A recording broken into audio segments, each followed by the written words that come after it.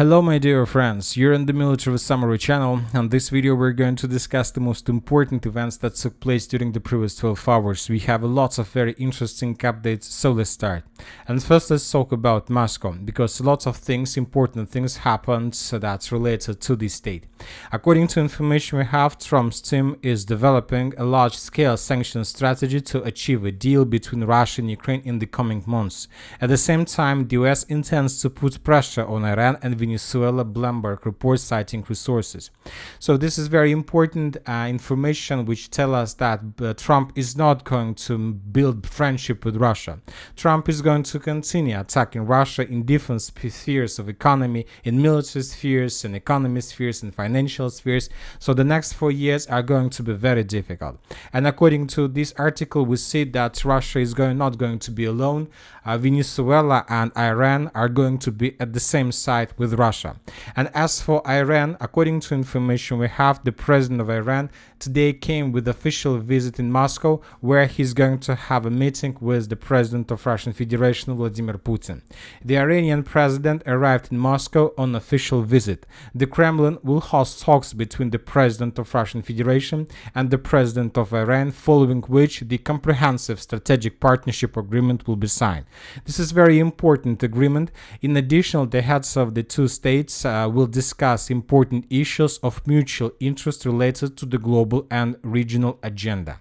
This is a very important meeting, and as you can see, this meeting is taking place 3 days before the Trump's inauguration. According to many sources, Trump promised when he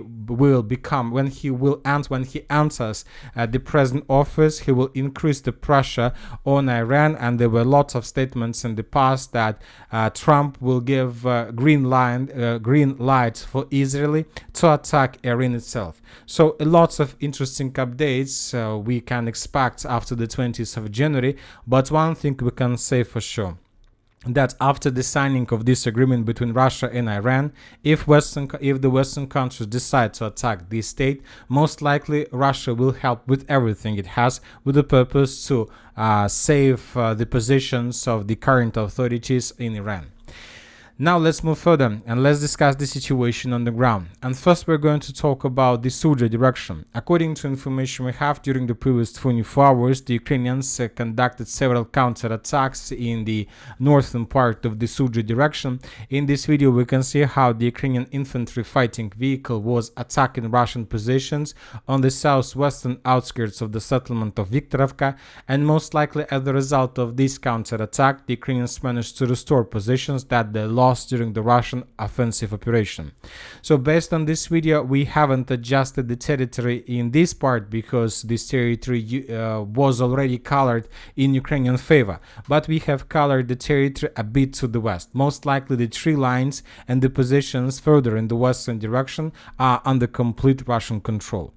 As for the city of Sudzha itself, during the previous 24 hours we got a lot of videos of how the Russians were hunting and attacking Ukrainian vehicles that were moving through the city of Sudzha. Maybe this is evacuation machine, maybe just patrol, but this vehicle was destroyed and we got a lot of geolocations.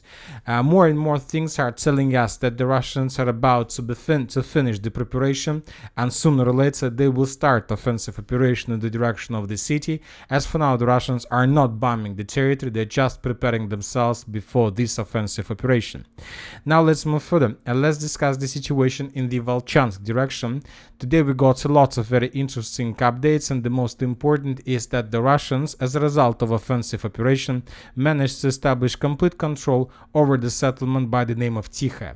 This video was published by the Russian side, and in this video we can see how the Russian units, Russian troopers were clearing the territory. There are a lot of episodes and a lot of violence in this video, so we will not watch the entire video, just several parts, but there were episodes of how the Russian troopers were moving through the northern part of Sudzha, through the southern part, and were clearing one building after another. Based on this video, we have colored the village of Tikha in Russian favor. Most likely, during these upcoming days, the Minister of Defense of Russian Federation will confirm this information. As for the central Kupiansk direction, during the previous 24 hours, we haven't received anything special, just small adjustments on map in the vicinity of the settlement by the name of Makeevka. According to neutral mappers, the Russians managed to improve their positions and to take several tree lines under complete control. As for the Chasiv Yar direction, today we have adjusted the map of industrial zone completely. Yesterday, the northern part of the industrial zone was colored in Russian favor based on the video that was published by the Ukrainian side, not yesterday but on the 15th of January. And today on the 17th of January, at the beginning of the 17th of January, we got another video from the industrial zone, and in this video we can see how the Russians were fully moving through this territory without any problems and without any resistance from the Ukrainian side. So which means that the industrial zone was secured by the Russians completely. This information was also confirmed by different neutral and pro-Russian mappers. So now the battle, the main clashes and the battle is taking place in the residential part, but most likely the Ukrainians will not be able to hold their positions for a very long period of time, because according to different statements and different articles that were published during the previous several days, the territory in the central part of Chasiv Yar was already cut in cauldron. Now let's discuss the situation in the Pokrovsk direction. Another day and another batch of flags along the line of combat contact. According to information we have and according to very reliable resources, during the previous 24 hours the Russians managed to improve their positions significantly. Basically, the Russians managed to break through the Ukrainian defense belt and to improve their positions in the direction of the western part of the city of Pokrovsk. Once again, as you can see, lots of fields, tree lines in the fortifications and strongholds were captured. Furthermore, according to information we have, the Russians, as a result of offensive operation, managed to establish complete control over 50% of the settlement of Kotlina. This information was provided us by neutral mappers and by pro-Ukrainian sources. As for the Russian sources, as a result of offensive operation, the armed forces of Russian Federation managed to establish complete control over this industrial zone that is located in the northwest eastern direction from the settlement of Kotlin itself. If this information is correct, then this means that the Russians managed to create a very powerful foothold for further offensive operation in the direction of the western part of Pokrovsk and in the direction of the settlement of Sergeyevka. On the western flank of this breakthrough, the Russians managed to improve their positions and to enter the eastern part of Vovchansk. This information was provided us by pro-Russian sources as for the beginning of the 17th of January without any geolocations that can prove this. Anyway, we see that there is a gap between the territories that were geolocated and the territories that were captured by the Russians according to different sources. We are waiting for additional geolocations. Sooner or later, they will start appearing. Furthermore, the Russians continue their breakthrough in the direction of the settlement by the name of Andreevka from the north. As you can see, we have adjusted the map, and according to information we have, the settlement of Yasinova was captured and secured by the Russians completely. This information was provided us by neutral mappers and by pro-Ukrainian mappers. Furthermore, according to this report that was published by pro-Ukrainian sources, the Russians managed to enter the southern outskirts of the settlement of Novoandreevka. Basically, the settlement of Novoandreevka was outflanked from the south, so we also expect additional Russian roads of attack from Novoyelizavetovka in the southern direction. And most likely, the settlement of Novoandreevka will be captured by the Russians within the next 72 hours. It's a very small village, and there are no chances for the Ukrainian side to hold their lines for a very long period of time. According to information we have, the Russians managed to improve their positions to the west in the southwestern direction from the settlement by the name of Slavyanka. So these territories were captured as well. Now let's discuss the situation in the Andreevka fortified area direction. Today, lots of mappers, including pro-Ukrainian sources and neutral sources, reported that indeed, or confirmed that indeed, the Russians, as a result of offensive operation, managed to enter the southeastern part of the settlement of Dachne. The Ukrainians during the previous 24 hours made lots of attempts to evacuate their soldiers from the western part of the settlement, but as we know, the Russians established complete FPV drone control over this entire pocket, and when the Ukrainians were trying to escape the encirclement, the vehicles and different vehicles of the armored forces of Ukraine were destroyed. Furthermore, the Russians, as we discussed in the previous videos, established complete FPV drone control over the settlement of Vulakli itself. On the southern direction, during the previous several days, the Russians made several attempts to attack the village of Rozliv from the southeastern direction, but the Ukrainians controlled this direction, and during the previous 24 hours, during the previous days, the Russians suffered losses during attempts to attack in this area. Now let's discuss the situation in the most important direction. Now let's talk about the Velika Novoselovka front line.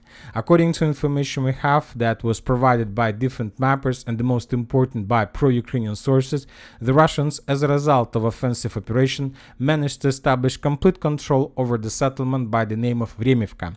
Just yesterday we have colored the most southern part of the settlement. In this video that was published by the 110th Mechanized Brigade of the Armored Forces of Ukraine, we can see the movement of 5 troopers of the Armored Forces of Russian Federation in the most southern part of the settlement. And today, by the beginning of the 17th of January, up to 80% of the settlement of Vremivka was already captured by the Russians, and we see that Ukrainians can't show any resistance. From this configuration of the line of combat contact, the village of Velika Novoselovka was obviously caught in cauldron without any chances, without any possibilities for evacuation of those Ukrainians who were abandoned by their commanders on the territory of the settlement. So 2-3 days and Ukrainians most likely will stop resistance and will surrender. Furthermore, in the northern direction, according to different mappers, the Russians also improved their positions in the vicinity of the settlement by the name of Novokamar. And most likely, during the next several days, the Russians will try to make first attempts to attack several villages in this area. First, the Russians will try to check the Ukrainian positions in Novocheritovate and Skudne, and maybe the Russians will try to cross the river of Mokre Yali with the purpose to attack company stronghold that's located to the northwest of Velika Novoselovka. Also, according to different sources, the Russians managed to improve their positions along 0510 road in the direction of the settlement of Novoselka. So this direction obviously collapsed, and now it's just a matter of time of several days when the Ukrainians surrender or they prefer another option. And then the Russians will enter the operational space and they will begin offensive in the direction of the city of Gulay Polya from the northeastern direction, and this might bring additional problems for the armored forces of Ukraine. And for this situation, the Ukrainians most likely will ask their allies from United Kingdom to deploy their forces on the territory of Ukraine, and not just British forces but also the units and the forces of France. There are several options how these forces can be deployed on the territory of Ukraine, and once again, and most likely in 2025, for the first time, probably for a very long period of time, we're going to see real clashes, real battles between regular Russian army and regular army of United Kingdom. So let's wait and see what is going to be next. And that's it for the short video. Military Summary channel reminds we condemn any violence in the world. Thank you for watching. Subscribe to my channel, put your likes to my Patreon, and have a good day. Bye bye.